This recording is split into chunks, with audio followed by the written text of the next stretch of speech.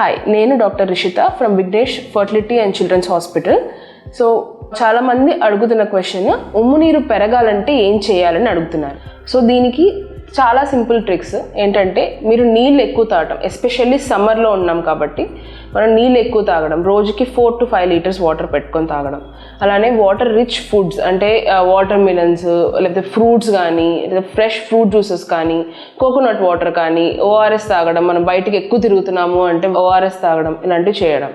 ఇంకొకటి, ఎక్కువ వాటరే కాదు, అక్కడ అలానే మనకి హై ప్రోటీన్ ఫుడ్, అలానే ఎక్కువ ఫ్యాటీ యాసిడ్స్ ఉన్న ఫుడ్ తీసుకోవాలి. హై ప్రోటీన్ ఫుడ్ అంటే పప్పులు, దాల్స్లో, లేదా ఎగ్స్, లేదా మన నాన్ వెజ్ తినేవాళ్ళు ఫిష్ తినడం మంచిది rather than chicken and mutton, ఎందుకంటే దానిలో ఒమేగా 3 ఫ్యాటీ యాసిడ్స్తో పాటు ప్రోటీన్ కూడా ఎక్కువ ఉంటుంది. అలానే ఇలాంటి టైంలో కాఫీ ఎంత తక్కువ వీలైతే అంత తక్కువ తాగడం మంచిది, ఎందుకంటే కెఫీన్ వల్ల మొత్తం నీళ్లు బయటకు వెళ్ళిపోతాయి, దానివల్ల మళ్ళీ ఉమ్ము నీరు తగ్గే ఛాన్స్ ఉంటుంది.